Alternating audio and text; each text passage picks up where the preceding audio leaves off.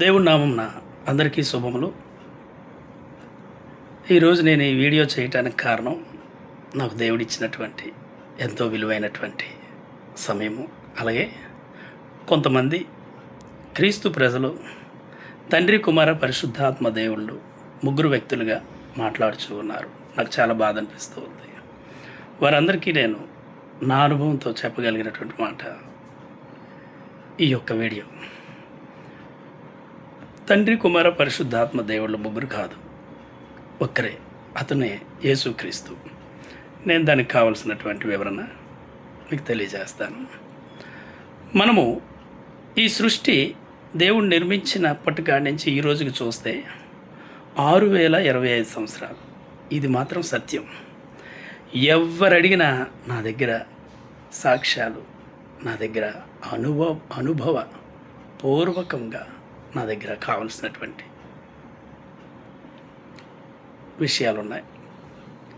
అయితే ఈ యొక్క 6025 సంవత్సరాలు ఈ భూమి మీద సకల ప్రాణాలని దేవుడు చేసి మనందరినీ ఈ భూమి మీద నేటికి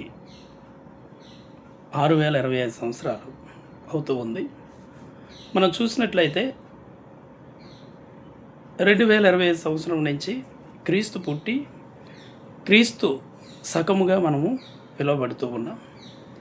మిగతా 4000 సంవత్సరాలు కూడా క్రీస్తు పూర్వకంగా మనము పిలువబడుతూ ఉన్నాం. మనమే కాదు, ప్రపంచంలో జీవిస్తున్న ప్రతి మనిషికి తెలిసినటువంటి సత్యం.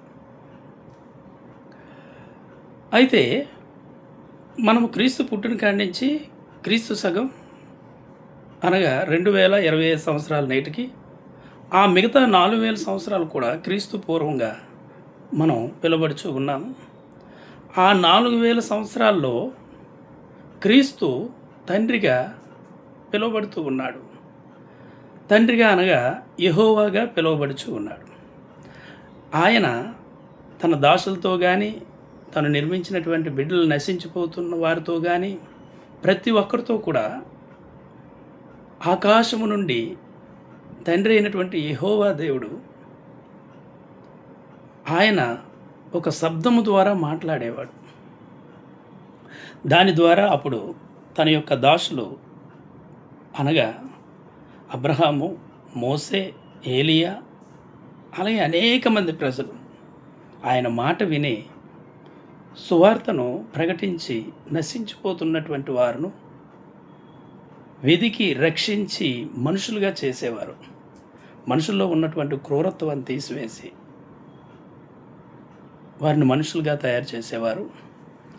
అయితే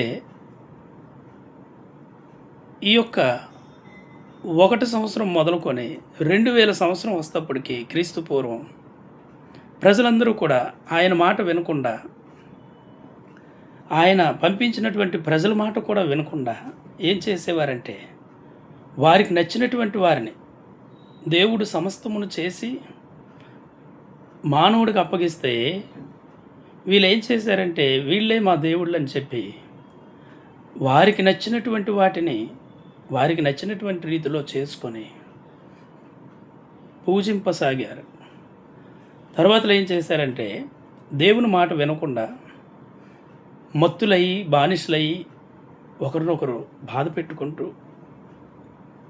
బతుకుతూ ఉంటే, ఒకరి మాట ఒకరు వినకుండా బ్రతుకుతూ ఉంటే దేవునికి కోపం రగులుకొని ఆ సమయంలో 2000 సంవత్సరం అయినప్పుడు ఈ భూమి మీద నోవహు అనేటటువంటి వ్యక్తి ఒక నీతిమంతుడిగా దేవునికి కనపడ్డాడు. ఆయనతో చెప్పాడు ఏమనంటే, నువ్వు ఒక పెద్ద ఓడను తయారు చేయి. ఆ ఓడ 2000 అడుగులు పొడుగు ఉండాలి, 1500 అడుగులు ఎత్తు ఉండాలి. ఆ లోపట అనేకమైనటువంటి గదులుగా తీర్చబడాలని చెప్పి, అలాగే అనేక కిటికీలు, అనేక తలుపులు, అనేక అరమరులు, ఇలాగే అనేక విషయాలు ఆనాడే బైబిల్లో దేవుడు ఈ యొక్క నోవహుకు చెప్పడం జరిగింది. అదేవిధంగా నోహు దేవుడు చెప్పినటువంటి సైజుల ప్రకారము ఆ యొక్క ఓడను తయారు చేయడానికి అనేక మంది 150 మంది పనివారిని దేవుడు పెట్టి ఉన్నాడు. అయితే ఈ 150 మంది కూడా అనేక సంవత్సరాలు చేశారు ఆ ఓడను. ఆ చేస్తప్పుడు వారు అడిగేవారు ఏమనంటే, అయ్యా ఈ ఓడను తయారు చేయటానికి గల కారణాలు మాకు తెలియజేయగలరా అంటే ఆయన చెప్పాడు, ఈ భూమి మీద ప్రజలు దేవుణ్ణి ఒప్పుకుంటూ దేవుడు ఒక్కడే అని తెలుసుకొని ఒకరికొకరు ఒక తండ్రి బిడ్డల వలె సమానత్వం కలిగి సహోదరత్వం కలిగి మత్తు పానీయములకు వాటికి చోటీక మెలకువ కలిగి జీవించాలని దేవుడు తెలియజేస్తే ఆ ప్రజలు దేవుని మాట వినటం లేదు గనుక ఈ యొక్క ఓడను తయారు చేసినాక ఎప్పుడైతే ఆ సమయం దేవుడు చెప్పినటువంటి సమయం వస్తుందో, ఈ ఓడ ఎప్పటికైతే తయారవుతుందో తర్వాత ప్రచండ వర్షము రాబోచు ఉంది. ఆ ప్రచండ వర్షము పూర్తయ్యేటప్పటికి ఈ యొక్క భూమి మీద ఉన్నటువంటి ప్రజలందరూ కూడా చనిపోవడం జరుగుతూ ఉంది. ఆ తర్వాత ఈ ఓడ మాత్రం పైకి తేలుతుంది. ఈ ఓడలో ఎక్కినటువంటి ప్రతి ఒక్కరు కూడా రక్షింపబడతారని నోవహు ఆనాటి ప్రజలతో చెప్పాడు.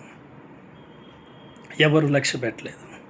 ఈ ఓడలో ఎక్కితే మేము బ్రతికిపోతామట, ఈ ఓడలో ఎక్కకపోతే మేమట కొట్టుకెళ్ళిపోతామట వర్షంలో. ఎవరు చెప్పారయ్యా అని నాటి నుండి నేటి వరకు కూడా దేవుని మాటను, దేవుని యొక్క పనివారు దాసుల మాటను ప్రజలు లక్ష్య పెట్టడం లేదు. అయితే దేవుడు చెప్పినటువంటి సమయం వస్తప్పటికి దేవుడు చెప్పాడు నోవహుతో, ఆ పడవంతా పూర్తయిపోయింది పని అంతాను. అప్పుడు తలుపులన్నీ తెరిచి ఉంచని దేవుడు చెప్పాడు. ప్రజలెవ్వరూ రాలేదు, దేవుని దాసుని మాట లక్ష్య పెట్టలేదు, ప్రజలెవరూ రాలేదు. ఆ తర్వాతలో ఏమైందంటే చీమ మొదలుకొని ఏనుగు వరకు ప్రతి ఒక్కటి కూడా జతలు జతలుగా ఆ యొక్క ఓడలోకి వచ్చి చక్కగా కూర్చున్నాయి. మనుషులు వినలేదు, దేవుడు చేసినటువంటి మిగతా జీవరాశి అంతా కూడా వినడం జరిగింది. అయితే ఈ నోవహు కుటుంబ సభ్యులు 8 మంది, 3 పిల్లలు, వారి యొక్క భార్యాభర్తలు, అలాగే వీరు కూడా భార్యాభర్త, మొత్తం 8 మంది. ఈ 8 మంది కూడా ఆనాడు ఈ యొక్క పడవలోకి వెళ్ళిపోగానే వర్షం రాబోతుందనగా ఈ యొక్క తలుపులు వేయబడ్డాయి. వేయబడగానే ఈ వర్షం తీరును చూసి ప్రజలు, అయ్యో ఆనాడు మోసే ఆ యొక్క నోవహు గారు చెప్పినటువంటి మాట నిజమే, ఈ వర్షము మనల్ని చంపేటట్టే ఉంది కనుక మనందరం రక్షింపబడాలి.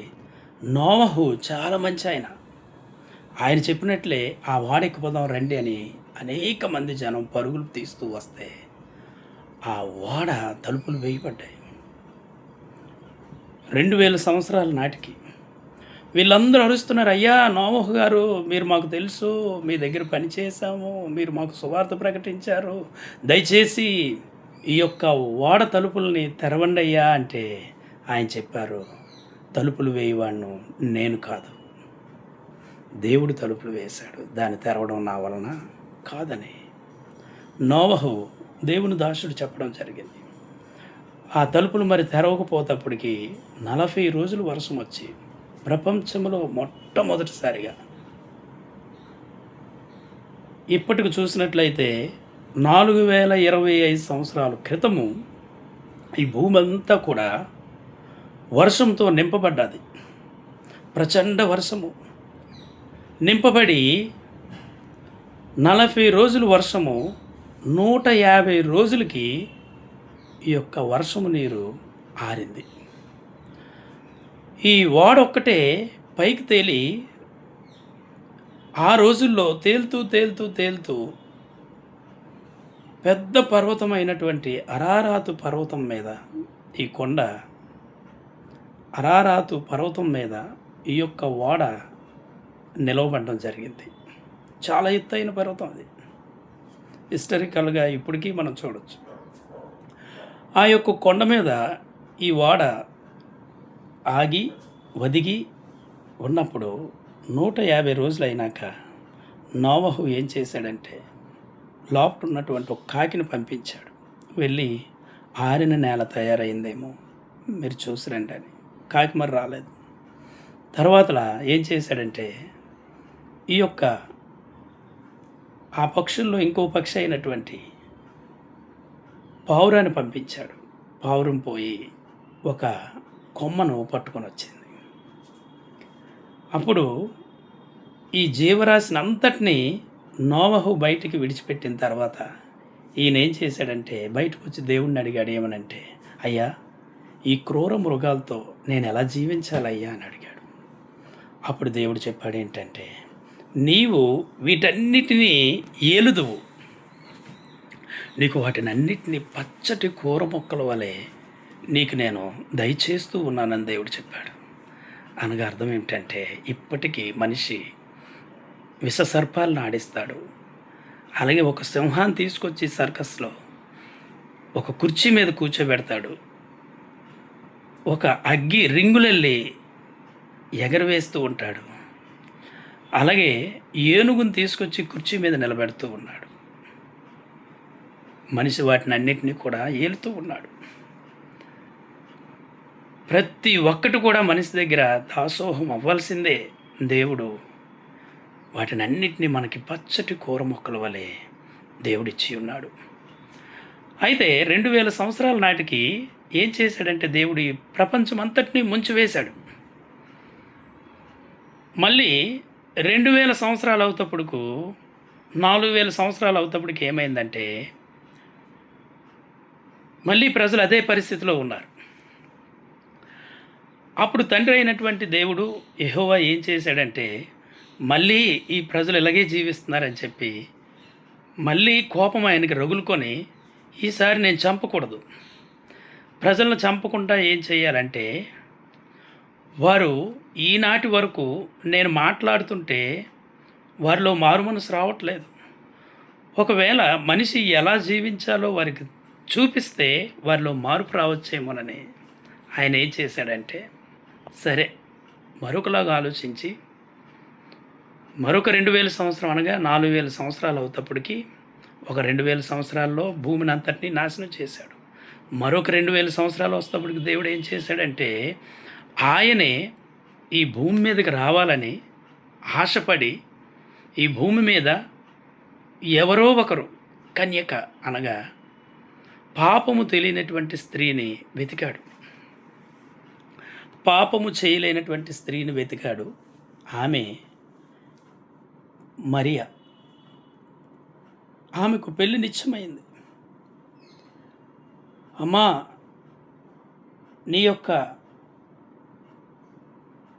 నీ నుండి ఒక దైవ కుమారుడి లోకమునకు రాబోచు ఉన్నాడు, నీ ఒప్పుకుంటావా అని తన యొక్క దూత ద్వారా అడిగించాడు. అయితే ఆమె ఏమందంటే నేను దేవుని మాటకు లోబడతాను అంది. నేను ఒప్పుకుంటాను, నాకు ఈ లోకంలో ఉన్నటువంటి భోగభాగోదాలు ఇవన్నీ నాకు అవసరం లేదు, నాకు దేవుని మాటే ముఖ్యమని ఆమె ఒప్పుకోవడం జరిగింది. వెంటనే దేవుడు ఏం చేశాడంటే తన యొక్క శక్తిని ఆమె గర్భము దాల్చినట్లు ఆశీర్వదించి ఆ యొక్క యేసుక్రీస్తు ప్రభువారు పుట్టే సమయం వచ్చినప్పటికీ తన భర్త పెళ్లి చేసుకోలేదు, తనను చేసుకోవడానికి ఇష్టపడలేదు. ఆయన భూమి మీదకి వచ్చే సమయం వచ్చేటప్పటికంటే 9 నెలలు అయినప్పటికీ దేవుడు ఆలోచించి ఏం చేశాడంటే తన యొక్క భర్త అయినటువంటి యేసేపును మళ్ళీ తన దూత ద్వారా మాట్లాడి తీసుకొని వచ్చాడు. దేవుడు మాట్లాడితే ఎవరైనా సెట్ అవ్వాల్సిందే. ఈరోజు ప్రతి ఒక్కరూ క్రైస్తవులుగా మారారంటే, ప్రతి ఒక్కరూ క్రీస్తుని వెంబడిస్తూ ఉన్నారంటే అనేక సెలబ్రిటీలు, అనేక అధికారులు, అనేక మంది అయినటువంటి ప్రపంచంలో గొప్పవారుగా పిలువబడుతున్నటువంటి ప్రతి ఒక్కరూ దేవుణ్ణి వెంబడిస్తూ ఉన్నారంటే ఆయన సెట్ చేస్తాడు. అనగా నశించిపోతున్నటువంటి ప్రజలను, చనిపోవాలనుకుంటున్నటువంటి ప్రజలను, ఈ భూమి మీద మరి మనుషులకు అసాధ్యమైనటువంటి రోగస్తులుగా ఉన్నటువంటి ప్రజలను ఆయన మాత్రమే రక్షించుకోగలడు. ఆయనకే సాధ్యం, ఎందుకంటే ఆయన ఈ శరీరాన్ని చేశాడు కాబట్టి ఆయనకు మాత్రమే ఆ యొక్క కష్టం తెలుసు. అందుకే ఆయన దగ్గరికి వచ్చిన వారు ఎవ్వరు కూడా మళ్ళీ వెనుతిరగరు. ఎందుకు తిరగరంటే నిజదేవుని తెలుసుకుంటున్నారు కాబట్టి, నిజమైనటువంటి తండ్రిని తెలుసుకుంటూ ఉన్నారు కాబట్టి. అలాగే యేసేపు కూడా దేవుని మాట విని ఆమె భార్యను అనగా దగ్గరికి తీసుకొని ఆ రోజు పుట్టబోయే సమయం అప్పుడు ఆయన దగ్గర ఉన్నాడు. యేసుక్రీస్తు వారు ఈ భూమి మీదకి పశువుల పాకలో పుట్టాడు. మనుషులందరూ కూడా దోషములతో నిండి ఉన్నారు కాబట్టి ఆయన ఏ పాపము తెలియలేనటువంటి మనుషులను, కషాయవాడిని కూడా నమ్మేటటువంటి పశువుల పాకలో ఆయన పుట్టి, ఆయన ఎప్పుడైతే ఈ భూమి మీదకి వచ్చి ఉన్నాడో నాటి నుండే జనాభా లెక్కలు భూమి మీద లెక్కింపబడి ఉన్నాయి. అందుకే నాటి నుండి నేటి వరకు 2025 సంవత్సరాలని ప్రపంచమంతా కూడా చెప్పగలదు. ప్రియులారా, మనం చూసినట్లయితే దేవుడు క్రీస్తు పూర్వం యెహోవా తండ్రిగా పిలువబడ్డాడు. ఆ తండ్రే ఏం చేశాడంటే కుమారుడిగా, అనగా మనుష్య కుమారుడిగా,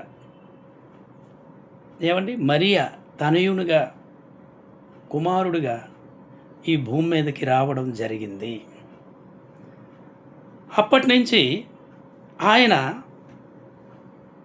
భూమి మీద ప్రజల కొరకే బ్రతికాడు. ఆయన వజ్రాలు వేసుకోలేదు, ఆయన హారాలు వేసుకోలేదు, ఆయన పరికరాలు పట్టుకోలేదు, ఆయన భూమి మీద ఒక్క ఇల్లైనా కూర్చుకోలేదు, వైభోగాలు పొందలేదు. ఆయన సామాన్యుడిగా ఉన్నాడు. రాజుల్లో పుట్టాడు, అయినప్పటికీ దీనుల దగ్గర పెరిగాడు. ఎందుకంటే ఆయన పేదవాడు, లేనివాడు, నిషేధింపబడినవాడు, నిరాశ చెందుతుంటే వారికి ధైర్యం ఇవ్వడానికి తండ్రి అయినటువంటి దేవుడు వచ్చి రాజుల వంశంలో పుట్టి దీనుల దగ్గర ఆయన పెరిగి అనేక మందిని ఆయన రక్షించి ఈనాడు ప్రతి ఒక్కరితో సమానత్వంగా దేవుడు కలపడం జరిగింది. ఈ భూమి మీద మొట్టమొదట విప్లవకారుడు ఎవరంటే క్రీస్తే. ఆయన బట్టే ఎవరైనా పిలువబడాలి. ఆయన ప్రేమకు అవధులు లేవు. అయితే నన్ను చూస్తే తండ్రిని చూసినట్లే, తండ్రి చిత్త ప్రకారమే నేను చేస్తూ ఉన్నాను. తండ్రి యొక్క శక్తిని పొందుకొని నేను ఏదైనా ఈ భూమి మీద చేస్తూ ఉన్నానని దేవుడు ఎందుకు చెప్పడం జరిగిందంటే, చాలామంది తండ్రి ఉన్నాడని క్రీస్తే చెప్పాడని చాలామంది చెప్తూ ఉన్నారు. దానికి నేను ఒప్పుకుంటాను. ఎందుకు చెప్పాడంటే, ప్రజలు చూసిన తర్వాత